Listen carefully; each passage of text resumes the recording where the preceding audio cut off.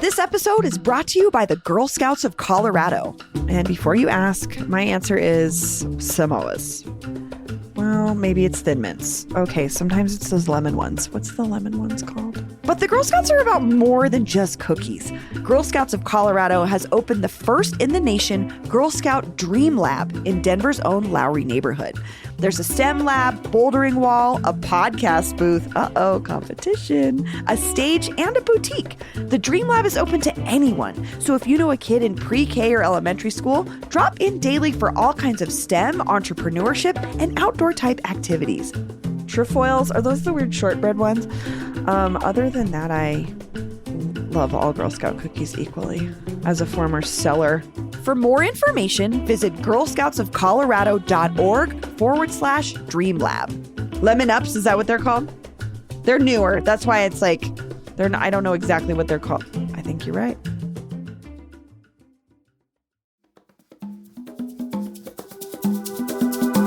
Today on CityCast Denver. Mayor Mike Johnston really did not want to order his first sweep of a homeless encampment last week, but he did. So me and producer Paul Caroli are talking about why he did it, how it went, and what it means for Mayor Mike's big promise to end homelessness. Plus, more bike lane drama, and it's peach season. Today is Tuesday, August 8th. I'm Bree Davies, and here's what Denver's talking about.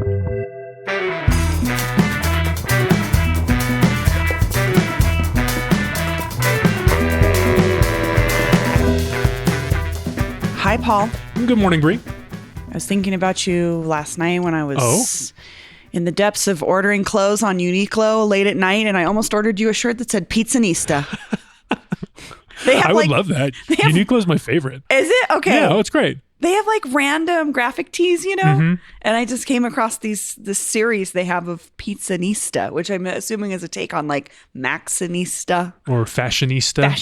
Yeah. I'm a Pizzanista. Are you a Pizzanista? Yeah, that feels right to me. Okay. If it's $9.90, I might go back and order it. That's their sale price. Wish we still had that Uniqlo on 16th Street Mall. I didn't mourn it in the moment. And now I realize I should have. You were correct. Yeah. It was a great store. It was a nice store. But we're not talking about the 16th Street Mall for the first time on this show today. We're going to do a vibe check. But Paul, I have to divert to you because I spent the weekend being held hostage by my 2-year-old. Yes. What's the vibe like in the city right now? The vibe's good. Vibe is good. It's Palisade peach season. That was the big thing for me the last few days. I think it's really happening. I had tried to buy some maybe a week ago, and they were a little small, and they were, they got ripe, but they weren't quite. They weren't what you expect every year. Juice a nice, running juicy down your face, just like I'm becoming this peach right now. They're a heavy fruit when they're really good. Yeah. Yeah. Oh my God. And they're getting there. I still don't think we're peaking. I still think we have some time to go, but like now is the time to go buy too many peaches and indulge. You are a peach freak. I know this about you. I am. I love it. It's my favorite time of year. Where do you get this is the conundrum for me is if you don't have a Connect, where do you get your peaches? There's a good farm stand at where Leetsdale turns into Parker, way down in Southeast near me. Mm-hmm. But the other farm stand near me is one of the peaches that's supplied by the 9/11 Truther Peach Farm out in Palisade. I forgot that which exists. I will bring up every time peaches come up because I think people should know. Maybe that's not the place that you want to support. You should just know to make a better informed decision. We'll link to that story in the show notes. But yeah, I mean, I would love to know. I would love to know other ones. We've been to the City Park Farmers Market, been to Pearl Street. They're all good, but are there better ones? Are there I always just special ones? Catch a random person selling them out of the back of their truck at like a gas station usually. But again, with the demise of Twitter, this is one of those sad hyper local things I always look forward to is I could just put a call out or people would start sharing peach alert, peach stand at, the corner of whatever. So if you have a spot that you like consistently go to or let us know. Because we want to let other people know. Yeah, we want to know where the good peaches are. Where are the good Palisade peaches? Or especially if there's like a particularly good peach experience, if there's like a roadside stand that like really does it up and they want it to be an experience for you. I like wanna it know if it about that comes in like a cute little basket or something. I feel you. I've bought from That's fun. I've bought from someone before because of the cute basket. So Well, hit us up on the Peach Palisade Peach hotline, of course, 720-500-5418. Leave us a message, leave us your name, your neighborhood. We'll play it on the show. We'll share it. We'll get those good peaches some more attention. sounds great. The number again is 720-500-5418. Palisade Peach Hotline. Okay. But we got to talk about what else I think the city is definitely talking about this week. And I think the biggest story for us, for sure, of the last 7 days is a conversation around the first sweep of a homeless encampment under the Johnston administration. There was a lot of press coverage of this because we've seen press coverage of sweeps before, but this was monumental because it was the first one under the Johnston administration, which, I mean, I kind of want to start there, Paul. What was Mayor Johnston's take, or what is his stance on the sweeps to begin with? Well, his stance is a little bit, it's nuanced. And I think there's two big differences with the Hancock administration. And you're totally right. I mean, there were sweeps that happened under Hancock. I read in this Denverite story that there were like 17 sweeps in the last few years since 2019. The pandemic, they had a pause. But what Johnston says and what he's doing differently, like I said, two things. One, he says he's not doing sweeps until he has housing available to offer people that he is moving along, that he is ordering to be moved along. At the same time, he's saying he will order sweeps if there are exceptional cases related to health and safety. So public health. So, but those are like two opposing things if you think about it, because if you don't have housing, he's still going to enforce them if the health issue is present. Yeah, well, right? As we learned on Friday, he's not going to wait until there's housing available if there's a rat infestation at a camp. That's the justification for the first sweep that went down on Friday morning. Well, and I just want to point something. So Kyle Harris at Denver, our friend at Denverite, did two really great pieces on this. He did one that was sort of in the moment, what was happening or what was going to happen. Mm-hmm. And then he did one post where he talked to folks that were in the midst of the sweep. And something that Kyle said was, it's literally moving an entire block of people and all their belongings from where they are to anywhere else. Mm-hmm. So that's kind of where I struggle is, I know he doesn't have housing ready. Where did he think people were going to go? Well, I think that brings us to the other big difference with the Hancock administration, which is the attitude. Sure. Because they know there's nowhere to go. All of these quotes from Johnston, who himself was there on Friday morning, from his senior leadership team, who were all there on Friday morning, that is from city council people, they know and they don't like what they were doing, but they were there doing it. They were like, oh, this is, we don't want to be doing this kind of sweep where we can't offer people housing. We want to be able to offer people an option. This time we can't. We can't do it because there was this rat infestation that we needed to act on. We needed this to be safer for everybody, I guess.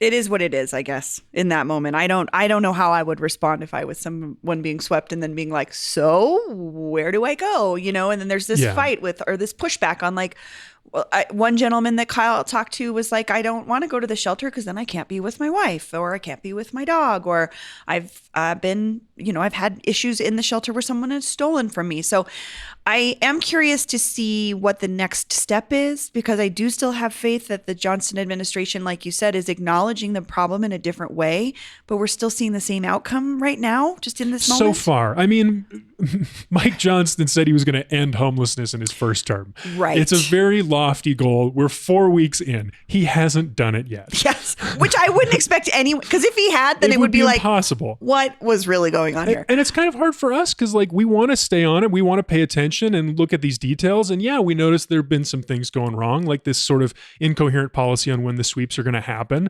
But at the same time, there are also really positive changes here. Like he's setting the groundwork, I think, for something that could be really big. There was one detail in the Denverite story that I really loved, which was Mike Johnston was collecting phone numbers Thursday night before the sweep. He went out to 22nd and Stout where this sweep happened, and he was meeting people. He was just talking to people, getting to know people who were living there. He was collecting phone numbers and building relationships. And I think that's going to really, really pay off. That's something also that we can follow up on. Yeah. Right? Like hopefully, yeah. That's where the accountability component can be, because I was a little on the fence about this. The Johnston administration, well, I guess Mike Johnston himself, like you said, was going out pre-sweep to talk to people. Yeah. And so you think that was really him kind of trying to set a precedence, like, I actually am invested in this? I think that's the attitude change again. That's him saying he knows he's not doing what he said he's going to do. He knows he's not doing what he wants to be doing. He doesn't have housing to offer people, but he's going to be there. He's going to be trying to build relationships. He's going to try to make good with people. He's going to keep in touch. And when there is housing available, I think he's hoping that he'll be able to build on those relationships and maybe get people to move into a new situation. So speaking of moving folks into a new situation, I think the issue, right, is that there isn't anything available at this moment. But yes. What does the Johnston administration have in process right now in terms of making good on their promise to house folks? Well, they hit the ground running 4 weeks ago when they came into office. This was his main focus. He hired a whole bunch of people, dozens of people, to work on this big, ambitious plan. And I think what they did was start negotiating on land and buildings, because he talked about 4 different types of sites and of buildings that they were looking for to convert into these micro communities, the real centerpiece of this plan to end homelessness. And one deal seems to already be in place. Okay. And this was announced a couple of weeks ago, but it looks like the Denver Housing Authority is going to be able to buy the Best Western Hotel in Central Park, which is 194 housing units, just right off the exchange of the 270 and the 70, for about $26 million. I don't know if that's cheap or not, or I have no idea, because I'm assuming they're going to have to do some work on those too, because these are hotel rooms. Yeah. I don't know if they're going to turn them into sort of efficiency studios or... Yeah, and then there's what kinds of support are you going to have on site? Because that's another big thing, is like, we want there to be support services so this can actually be useful for people to get back up on their feet again.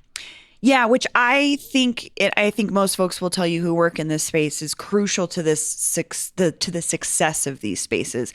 Just looking back at these sort of mini profiles that Kyle Harris did of some of the folks that were at the camp. There was a gentleman that had survived being through multiple foster homes, so he didn't trust these spaces where they were sort of controlled by city entities. There was a gentleman, like I said, who was trying to be reunited with his wife. So there was someone that was struggling with open wounds from a drug use issue. So that's where the supportive wraparound services are so crucial. And that's where I'm hoping the Johnston administration really makes good, is not just the housing part, but the providing folks with the things they need to get to that next step to keep yourself housed. Yeah, to build trust. Yeah. Because that trust issue is also really important here. Like, if you've ever talked to somebody who's living on the street, or if you ever lived on your street yourself, there's a big barrier between that community and that lifestyle and, normal folks, people who live in homes, own homes, rent apartments. Yeah, it is a very disparate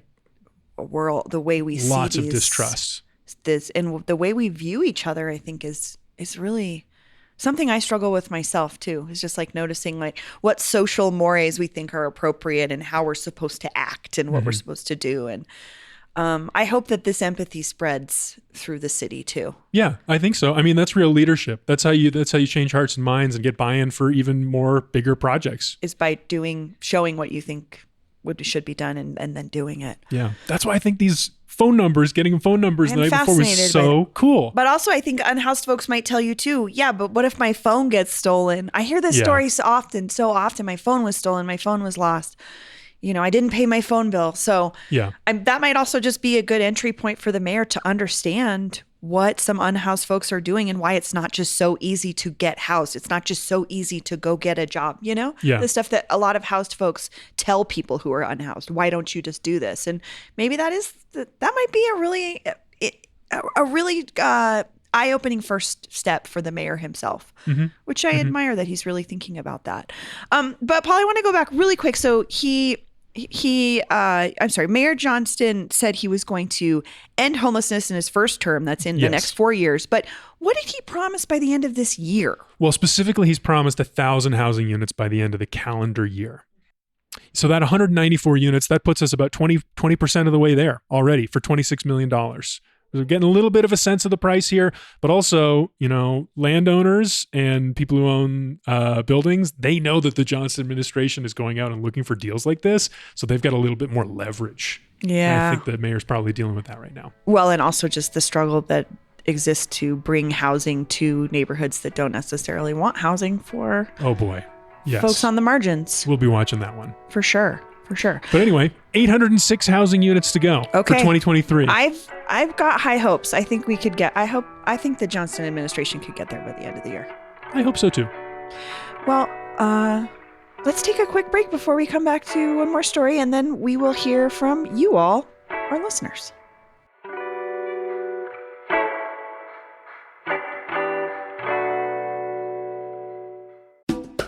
This episode is brought to you by the American Museum of Western Art. This Wednesday, August 2nd, from 3 to 4 p.m., the American Museum of Western Art will host Pioneer Music of the Mountain West, presented by Swallow Hill.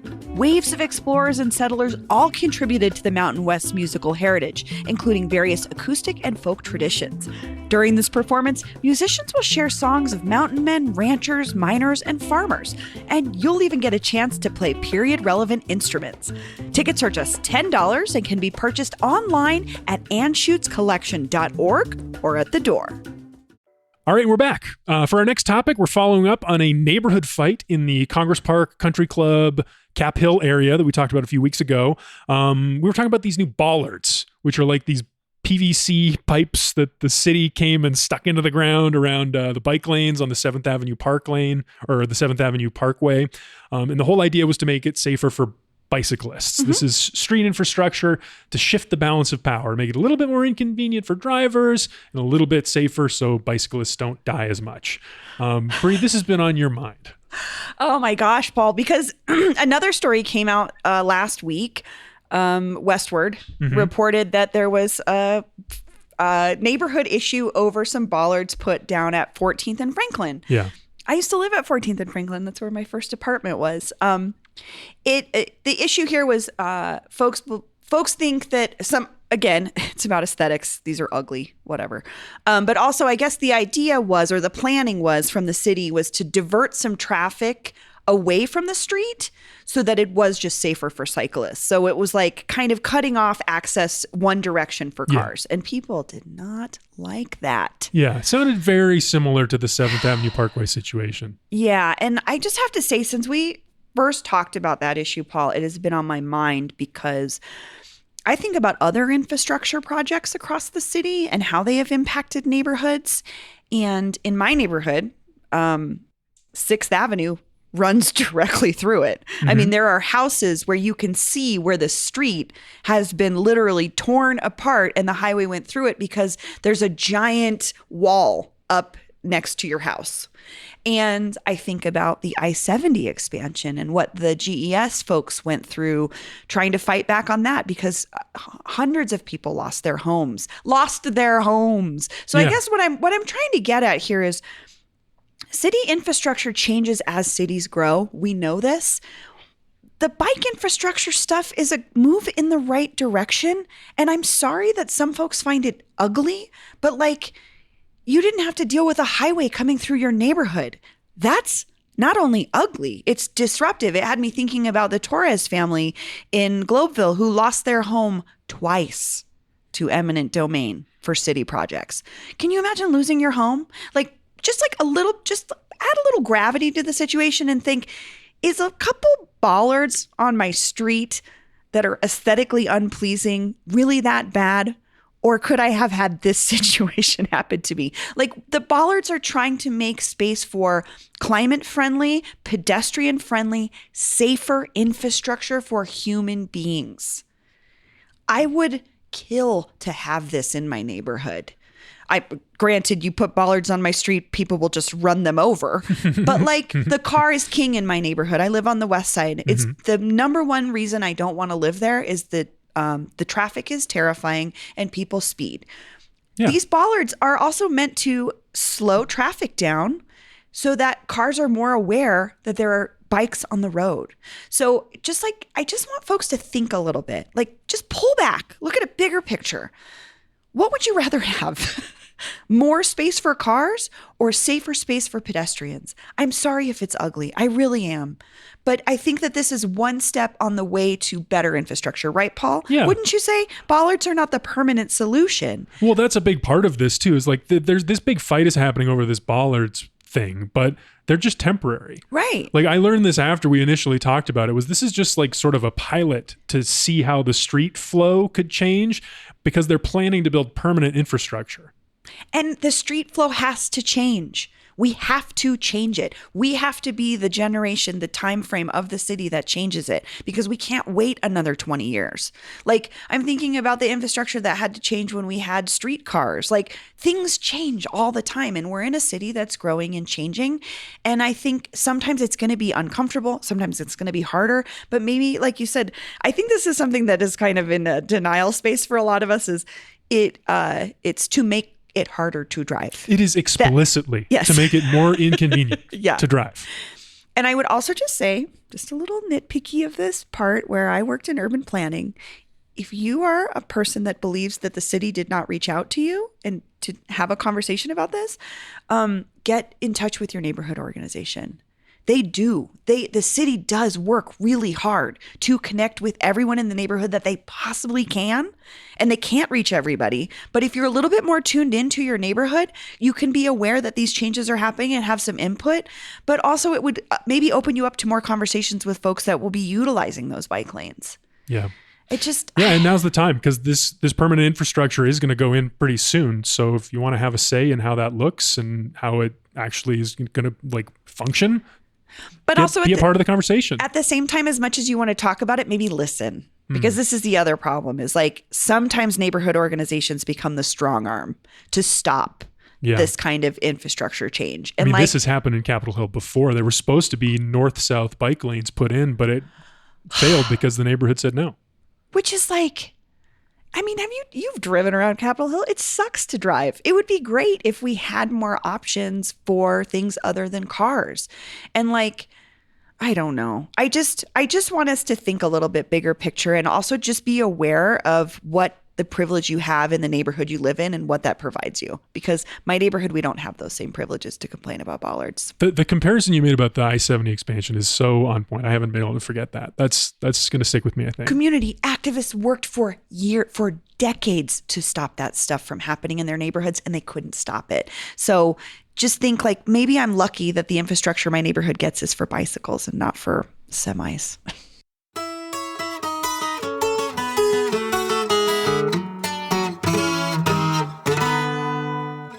All right. Well, we should probably move on to our next segment, which is listener feedback. You all, our brilliant and hilarious listeners, are always writing in and leaving us cool voicemails and asking questions. And we got a couple to talk about today that are tied together with a theme that I think I'll call Paul Was Wrong. What was Paul wrong about now? Reed, you want to read these? Yeah, I do.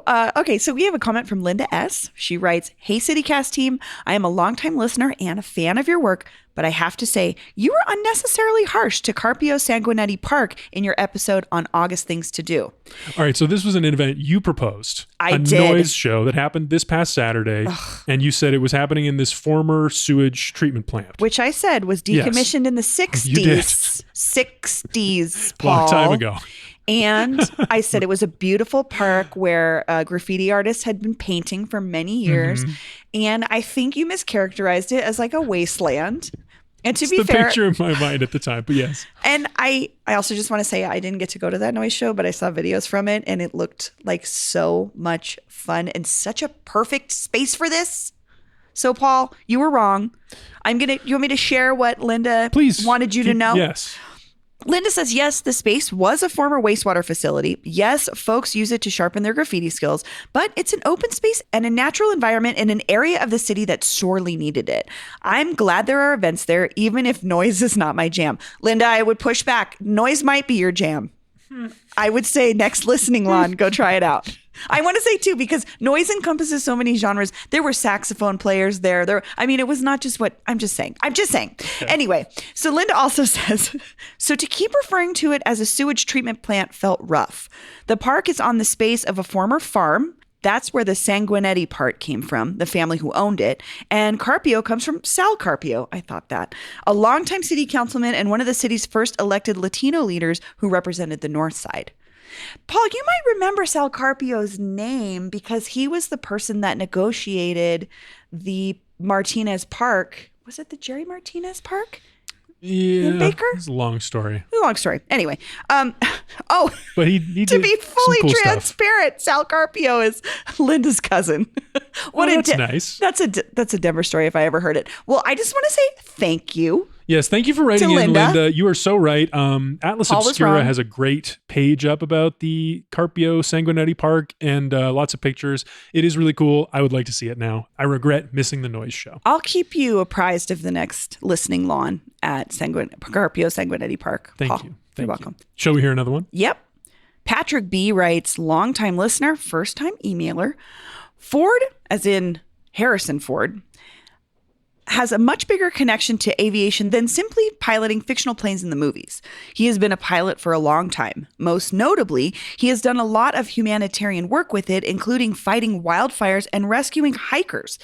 And he's had his fair share of crashes. Anyway, he's an accomplished pilot and aviation enthusiast, and that's why he's featured in the museum. So Patrick's talking about the Wings Over the Rockies Museum. We had talked about it last week because Wings Over the Rockies was doing this awesome... Is that a beer? It's like a beer event. Yeah. And they have a Harrison Ford theater.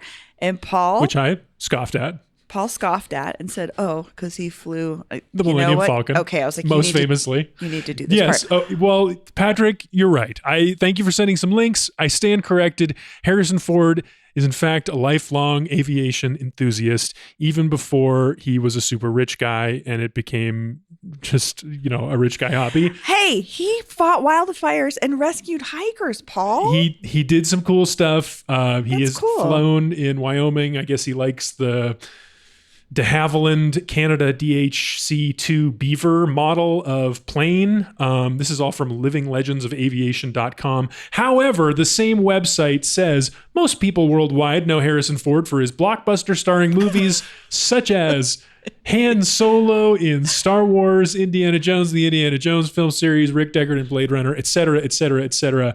Harrison Ford, his aviation is still, I would contend, best known from the seat of his famous starship, the Millennium Falcon. I don't know. I'm with Patrick B on this one. He's a humanitarian. I did not know that about Harrison Ford. I think that's cool. Thanks for writing in, Patrick. Yeah, that was really helpful. Thank you, Patrick. So at the end of the Tuesday show, we always ask you all a question because we want to hear from you. So as we stated at the top of the show, we want to know, where do you get your Palisade peaches? Do you have a cousin? Do you have a friend? As Justine would say, do you know somebody that it just falls off the back of the truck somewhere? But seriously, it kind of is it feels like a little spotty every year. I'm always trying to guess where I might get them. So if you have a consistent Palisade Peach Connect hookup plug, let us know. Call the Palisade Peach hotline, 720-500-5418. Again, you can call us. We love voicemails. So please leave us your name and neighborhood. But if you're not really into talking, you can also text us at that number, 720-500-5418, or you can email us, denver@citycast.fm. I can't wait to hear what people have to say. Oh my God. I'm sure there's going to be good stuff I never heard of. I am dying. I'm so curious. And this is crowdsourcing at its best, is when you can find the hyper-local stuff, because our listeners, they know. You guys know. Well, Paul, thanks so much for joining me. Thanks, Brie.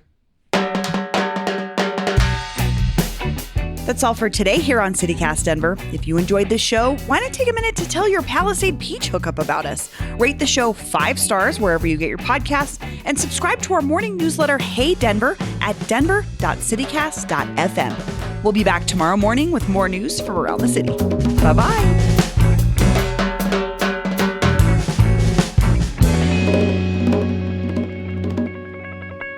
Hot Palisade, it's peach season.